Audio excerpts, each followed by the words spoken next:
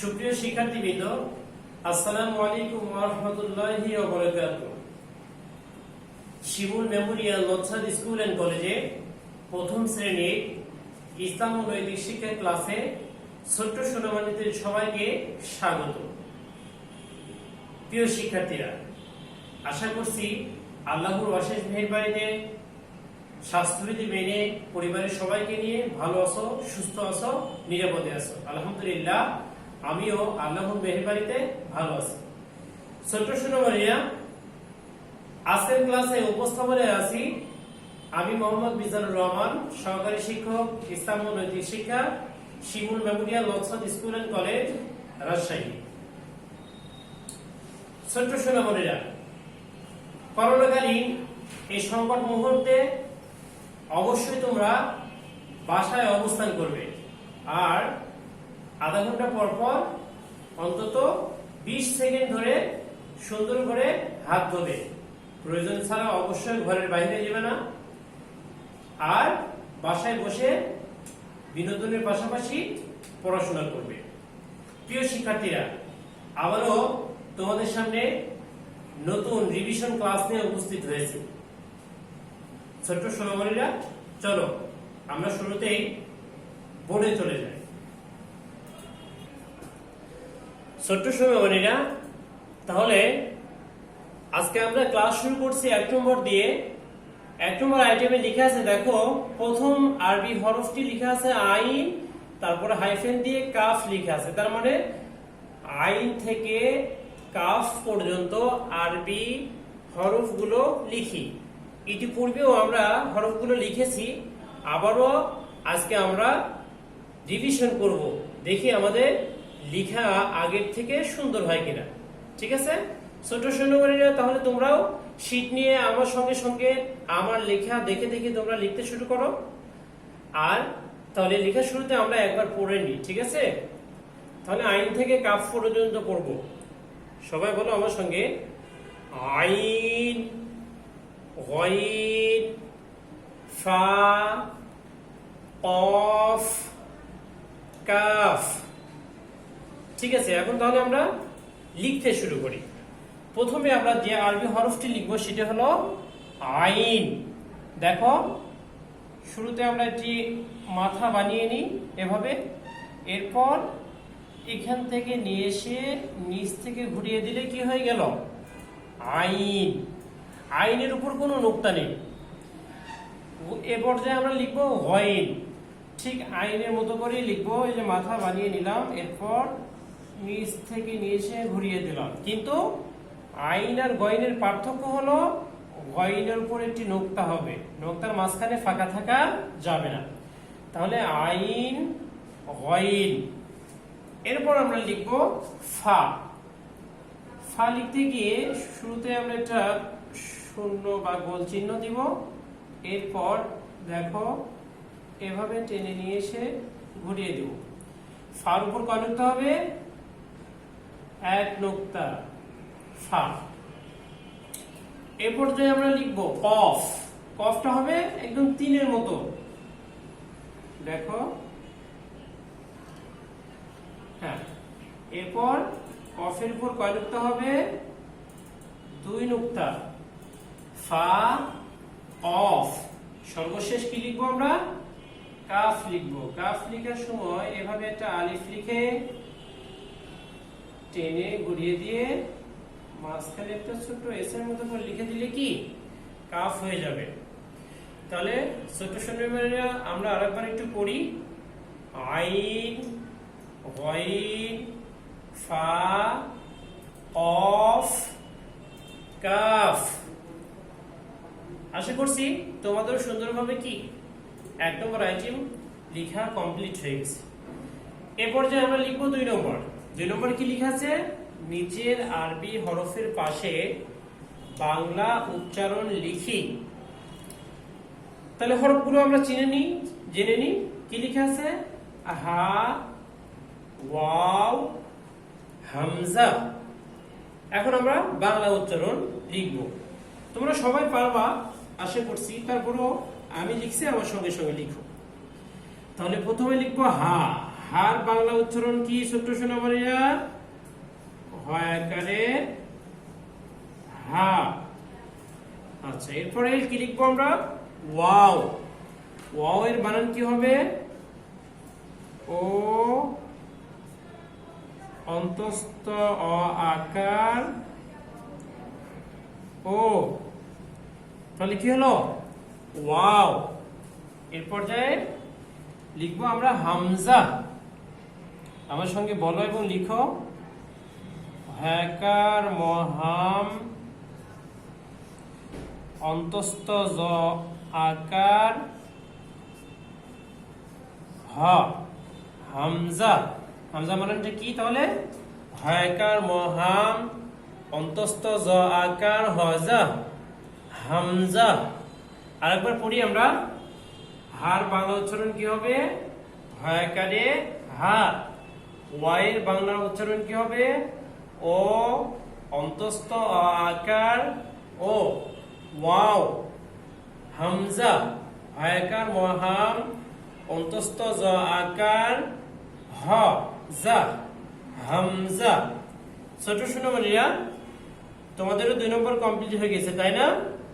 হ্যাঁ, এ পর্যায়ে আমরা 3 নম্বর শুরু করব। 3 নম্বরে দেখো লেখা আছে এক কথায় উত্তর লিখি। তাহলে এক কথায় আমরা উত্তরগুলো লিখব। প্রথমে প্রশ্নটি আমরা পড়ে নিই। ক নম্বরে কি লেখা আছে দেখো। গোসলের ফরজ কতটি? আমরা সবাই জানি গোসলের ফরজ কতটি বাবুরা? গোসলের ফরজ হলো 3টি। তাহলে আমরা 3 লিখি একটা। এরপর কি লিখব?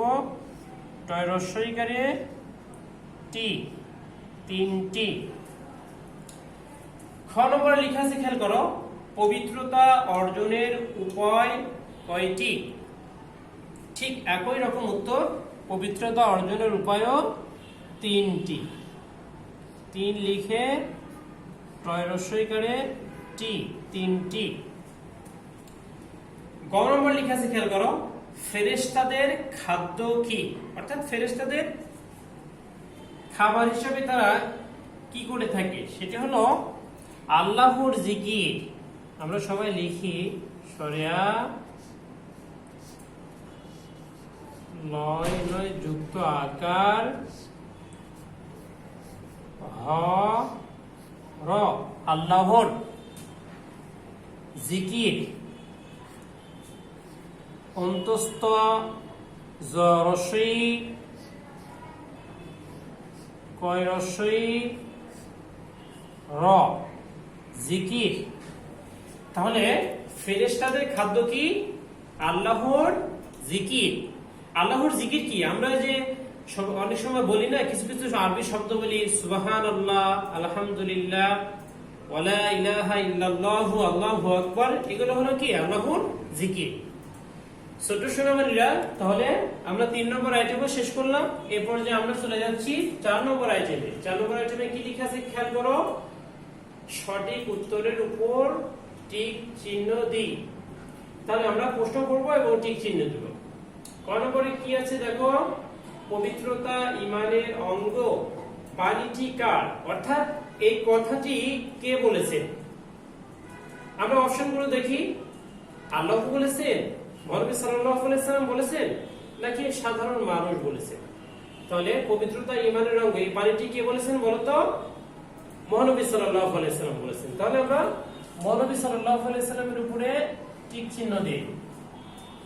খ নম্বর খেয়াল করো। প্রধান ফেরেশতা কতজন? 2 জন, 3 জন, না 4 জন? প্রধান ফেরেশতা হলেন 4 জন। ফেরেশতাদের সংখ্যা অসংখ্য, কিন্তু প্রধান ফেরেশতা 4 জন। গ নম্বর লক্ষ্য করো। রহমতের ফেরেশতা কাকে বলা হয়? অর্থাৎ কোন ফেরেশতার মাধ্যমে রহমত বর্ষিত হয়? হযরত জিবরাইল আলাইহিস সালাম, হযরত মিকাইল আলাইহিস সালাম, হযরত ইসরাফিল আলাইহিস সালাম। কোনটি হবে বলো তো?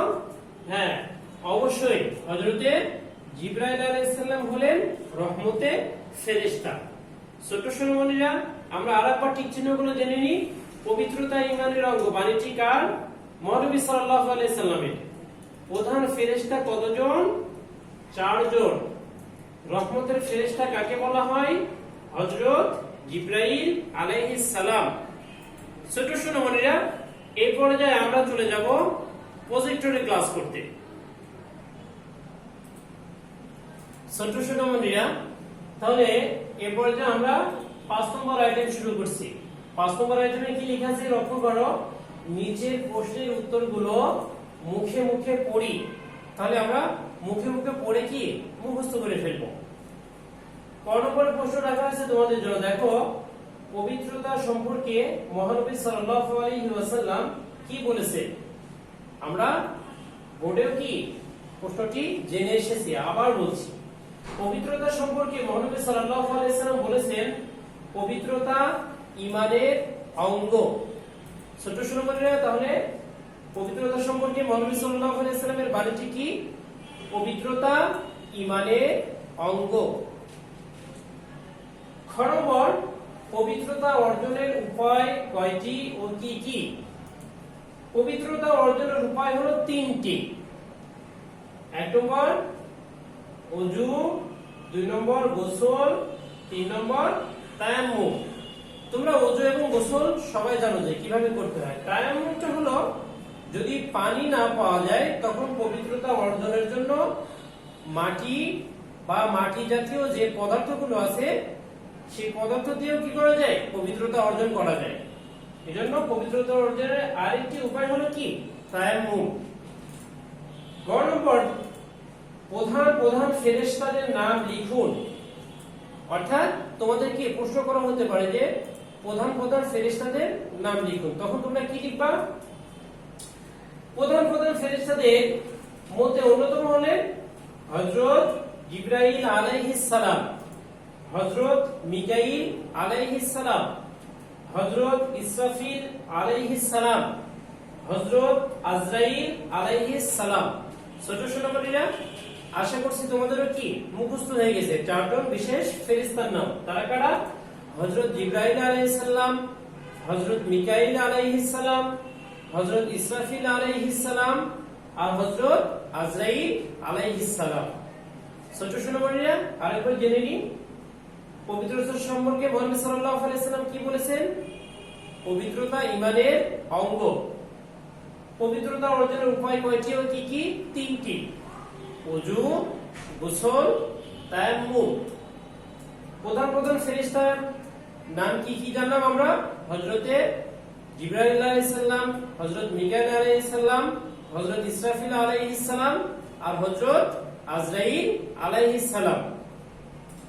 ছোট সোনামণিরা, এই পর্যায়ে আমরা চলে যাচ্ছি মৌখিক অংশে। আজকে রিভিশন ক্লাসে তোমাদের জন্য রয়েছে সূরা আল কাউসার। সূরা আল কাউসারটি আমরা কি করব? সুন্দর করে উচ্চারণ করে ফেলবো, শিখব এবং মুখস্থ করব। সবাই আমার সঙ্গে সূরা কাউসার সুন্দরভাবে তিলাওয়াতের জন্য, মুখস্থ করার জন্য প্রস্তুত হয়ে যাও।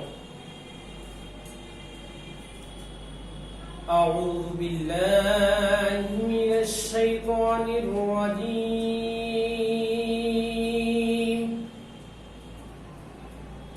بسم الله الرحمن الرحيم.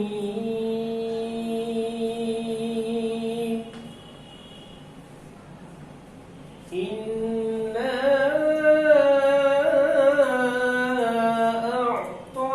أعطيناك الكوثر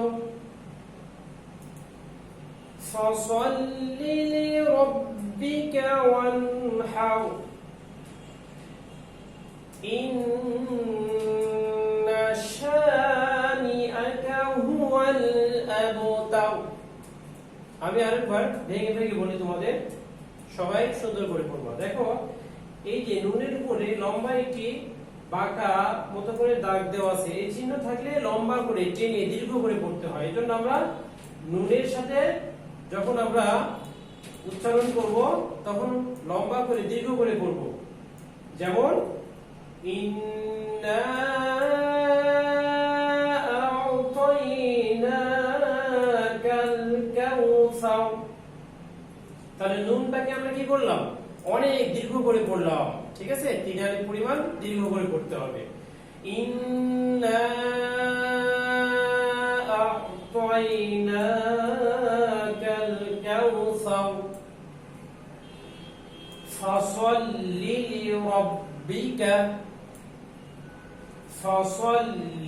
لربك وانحر فصل لربك وانحر إن شانئك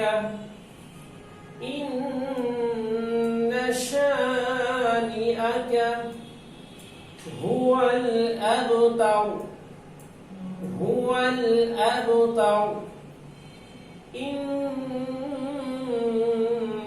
شانئك هو الأبتر صدق الله العظيم